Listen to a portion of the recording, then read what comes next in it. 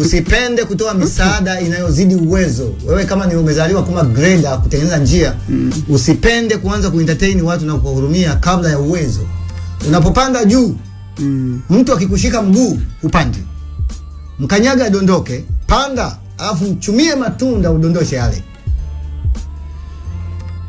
Wengi huwa wanapanda juu wanashika mguu, analalamika huko anashuka na huyo. Na wanaokushika ni watu wanaokupenda. Ndio maana yake. Wewe kanyaga adondoke. Fika juu, mchumie matunda alafu mtondoshie chini.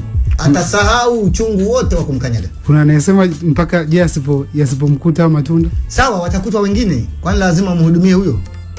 Kinachotakiwa ni kutengeneza mlango. Familia, kila familia, kila ukoo uwe na mlango.